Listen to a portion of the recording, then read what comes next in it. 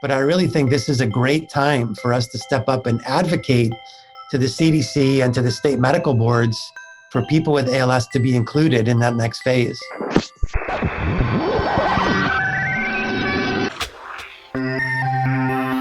Hello, everyone, and welcome to Connecting ALS. I'm one of your hosts, Mike Stevenson, joined by my friend, colleague, and co-host on the East Coast, Jeremy Holden. How are you on this fine January day, Jeremy? Doing great, Mike. How about you? I'm feeling energized. There is a new administration in the White House, and President Biden has made clear in the weeks leading up to taking office that wrapping up COVID-19 vaccine production and distribution would be a top priority during the all-important first 100 days of his presidency. And for our show this week, Jeremy, we brought back one of the world's foremost ALS experts to weigh in on what families living with ALS can expect in terms of vaccine access and efficacy. Yeah, that's right. Dr. Richard Bedlack joined us to talk through where we are and what we know about the COVID vaccine, COVID-19 pandemic, numbers continuing to look alarming. And of course, we're bringing this conversation to listeners just one day after the inauguration you alluded to. And in his inaugural address, President Biden did pause to reflect on the 400,000 Americans who have lost their lives to COVID. So can't think of a better time to check in with Dr. Bedlack to see where we are, what we know, and when people in the ALS community might expect to be eligible for a COVID-19 vaccine. Dr. Bedlack is one of the busiest people in the field, and we feel fortunate that he was able to make time to connect with us once again. In addition to the vaccine discussion, we asked him about his ongoing research on ALS reversals, so make sure you listen to the full interview for an update on his ROAR trials. Today, we welcome back to the show someone who really needs no introduction, but for the uninitiated, he is the director of the world-renowned Duke ALS Clinic and the mind behind ALS Untangled, Dr. Richard Bedlack. Dr. Bedlack, welcome back to the show. Thanks for being with us today on Connecting ALS. Hey, it's great to be back with you, Mike. Thanks for having me. It is always excellent to connect with you, and we appreciate your time. And last time we had you on, we discussed off-label and alternative treatments for ALS. And today we're going to go a little bit broader with a topic that's on really everyone's mind, but raises some unique questions for the ALS community. I'm referring to the COVID-19 vaccines that are starting to roll out in the U.S., as well as other corners of the globe. Let's start with the big question, Doctor. What do we know today about whether and when people living with ALS will be eligible to be vaccinated? So, Mike, each state is determining its own vaccine prioritization. And as of today, which is January 18th, 2021, it looks to me like all states are offering it now to frontline healthcare workers. Mm-hmm. I got mine probably 3 or 4 days after the FDA approved it. And now most states are also offering it to anyone who's age 65 or older. Now, the next prioritization category in most states is supposed to include people with so-called high-risk medical conditions, conditions that increase their risk of a severe outcome from COVID-19. I suspect that most states are going to use the list of these conditions that are on the CDC website. And as you probably know, ALS is actually not on that list. Yep. I believe it should be, and I can give you 4 reasons. Please. First, I think people with ALS are especially reliant on caregivers and equipment vendors coming in and out of their homes. So they really can't self-isolate to the degree that others can to reduce their risk of infection. Mm-hmm. Second, people with ALS frequently have pulmonary conditions and even cognitive conditions, which are analogous to other conditions that are on that high-risk CDC list, like COPD, asthma, and dementia. Those are all on there. Third, some of us are now starting to witness prolonged morbidity and even faster disease progression in our patients with ALS following their infection with COVID. This might have to do with the ability of COVID to cause neuroinflammation, which we think is part of the pathophysiology of ALS. That's been a very recent discovery that's been published. And then finally, we actually have data from the VA medical system. We've looked at a cohort of patients that include people with spinal cord injury, MS, and ALS. And it looks like that cohort has about a 10-fold increase in mortality from COVID infection compared to the general population. But, to get back to your question, the short answer is if you're a person with ALS and you're 65 and older, you probably can get the vaccine in most states now. For those who are under the age of 65, we're going to have to wait and see what each state does, how it defines the next prioritization category, who's going to be included.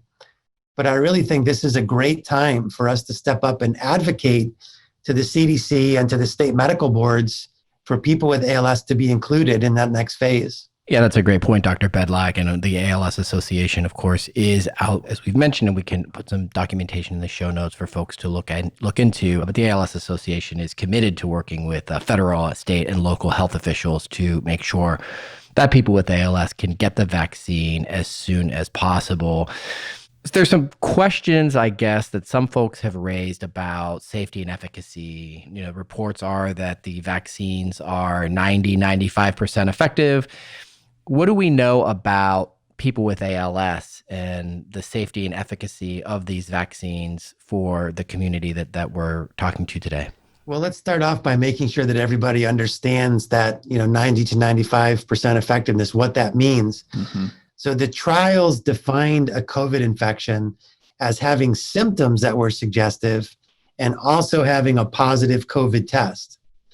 And when they looked at all the people in a trial that had a so-called COVID infection defined in that way, 95% of them were in the placebo group and only 5% were in the group that got the real vaccine. So that's where they get this idea that the vaccines are 90 to 95% effective. Unfortunately, it's not clear that anyone with ALS was actually included in the vaccine trials. If there was anyone, it wasn't very many people. Mm-hmm.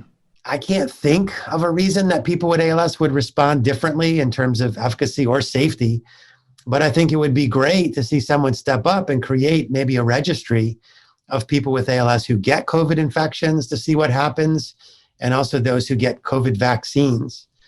Right now, we keep hearing that the vaccines are considered pretty safe for just about everyone.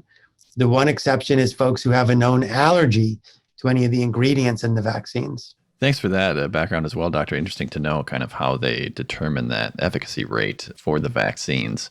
You mentioned no reason to assume that there would be any adverse impact for someone living with ALS, but we just don't know because we don't have that data.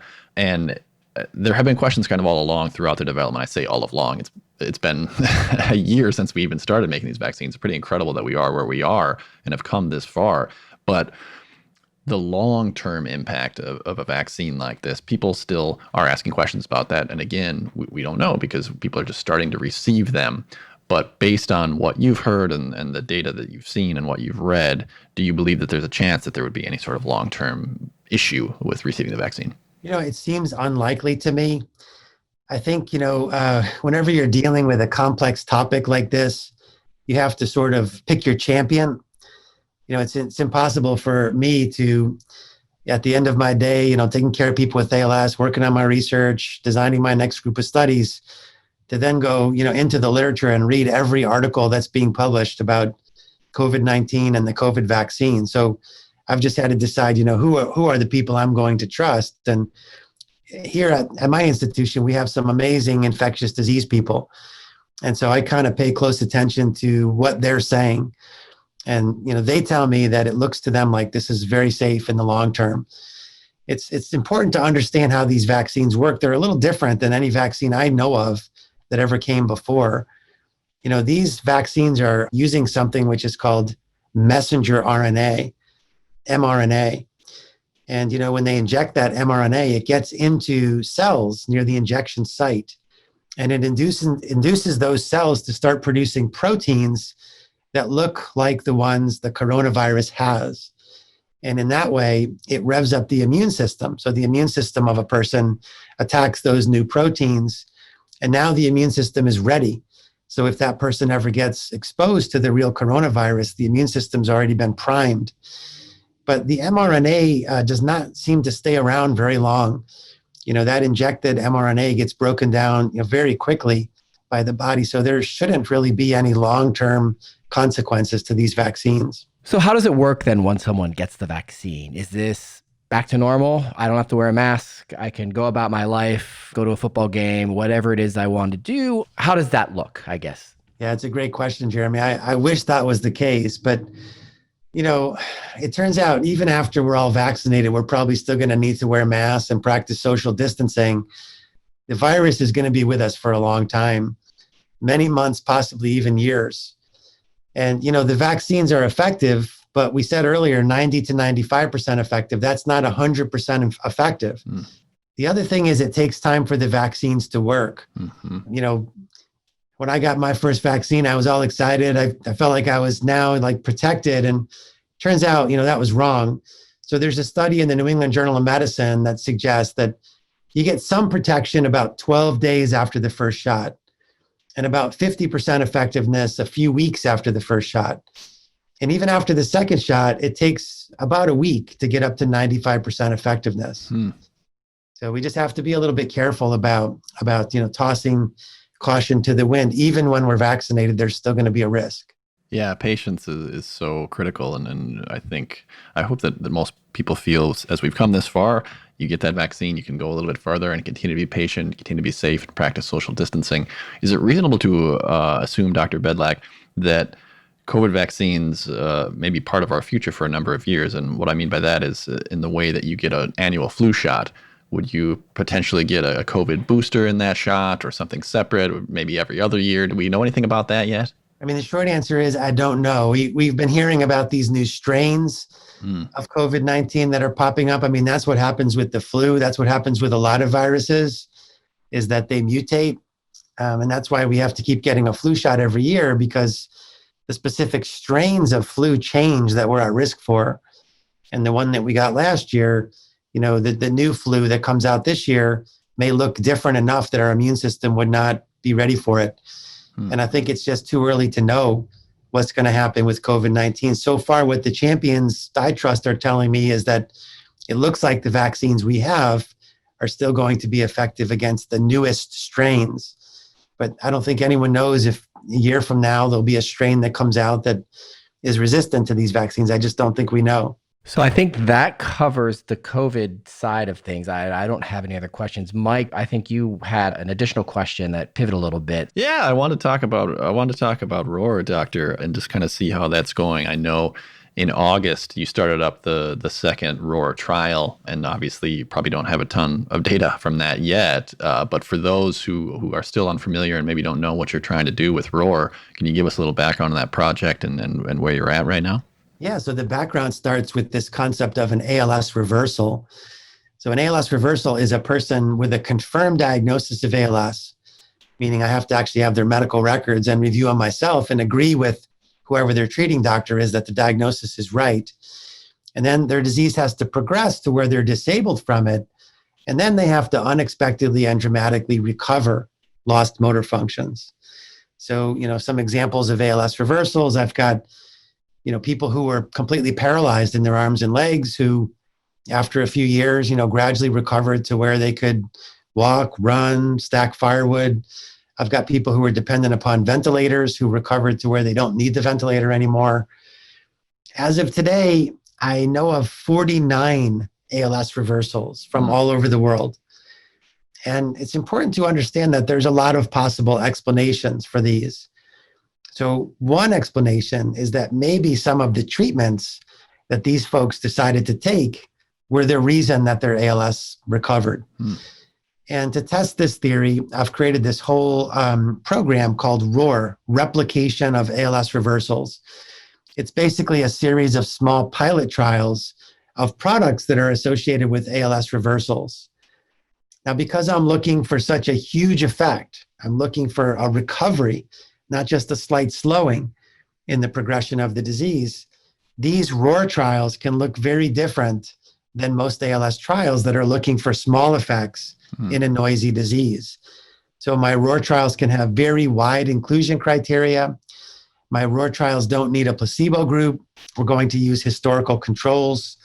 My ROAR trials can be virtual, meaning that we can accomplish them through the phone or through the computer like this, as opposed to people having to come to clinic to have things measured. And the other nice thing about these trials is that when we do it virtually, that means we're creating some sort of online database. In this case, we're using patients like me, and that's publicly accessible. So as opposed to most trials where people have to wait sometimes years to find out the results of my ROAR trials are available in real time. Anybody can go onto the website, Patients Like Me, and look at what's happening in people with ALS who are on one of these products in my ROAR trials. And then finally, unlike most trials, I'm just publishing my protocols on a website, alsreversals.org. And this is because I am acutely aware that people all over the world want to try things, and they don't always get great guidance on the different things that are out there that they can try. And so I know not everybody is going to, know about my ROAR trials, be able to get into my ROAR trials. By putting the protocol out there, hopefully I'm giving them something they can take to their own doctor and self-experiment with, with a very specific brand name product at a very specific dose for a specific duration. So maybe it gives them something that's more reasonable than some other things to self-experiment with. And so, as you mentioned, my second ROAR trial opened in August, and it's rolling along. We've got 13 people enrolled. Most of them now are on the product that we're studying, which is called theracurmin. It's a form of curcumin. And we're hoping to get 50 people enrolled in this study, and every person is going to take it for 6 months. And, hopefully what we see is that some people's ALS reverses, but we will also learn something else from this, and that is something about the microbiome, the family of organisms that live in all of our GI tracts. There's more and more evidence that this family of organisms might influence the progression of ALS. And so I'm going to be looking at fast progressors versus slow progressors in this trial to see if their microbiomes are different, people with ALS versus healthy controls.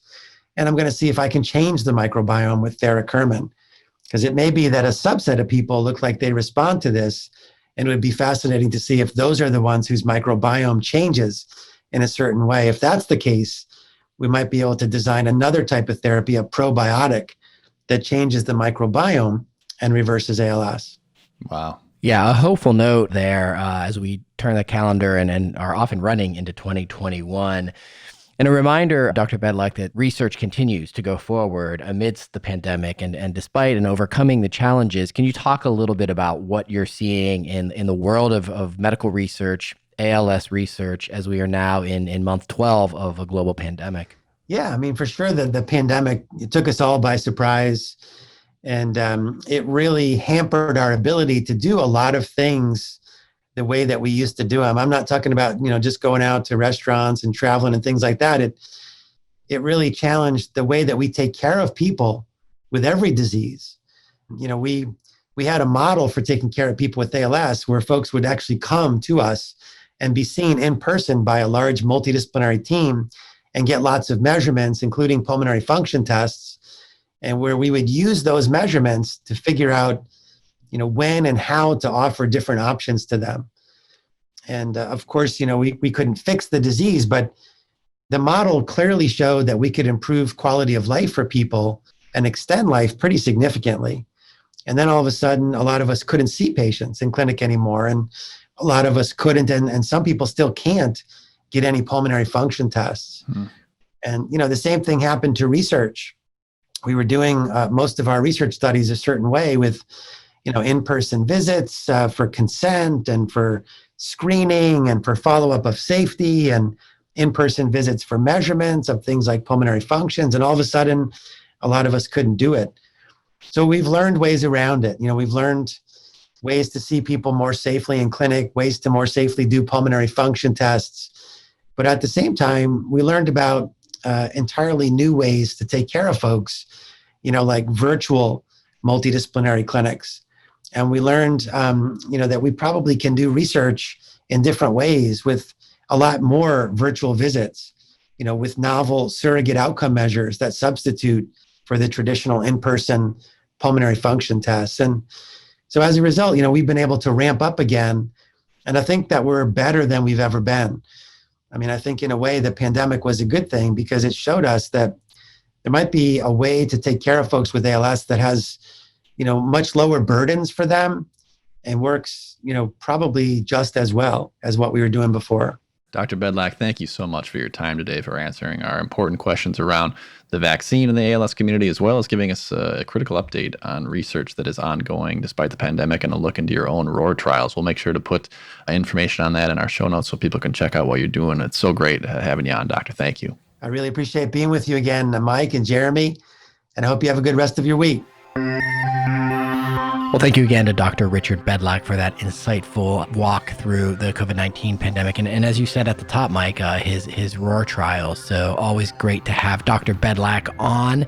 And Mike, next week we have an exciting guest lined up, and we're going to be looking into the first 100 days of the Biden administration with a particular angle on health policy and where the debates over health policy go from here. So really looking forward to that conversation. Yeah, that's going to be great. Much to get into there, so be sure to tune in next week. That's going to put a bow on this week's show. We appreciate those of you streaming us from your favorite podcast apps. Remember, you can subscribe to the show from any one of those apps or directly from our website at connectingals.org. You can also follow us on Facebook and Twitter to make sure you have access to all of the latest content. This episode was produced by Garrett Tiedemann of the ALS Association's Minnesota, North Dakota, South Dakota chapter. Thank you all for listening, and we'll connect with you again soon.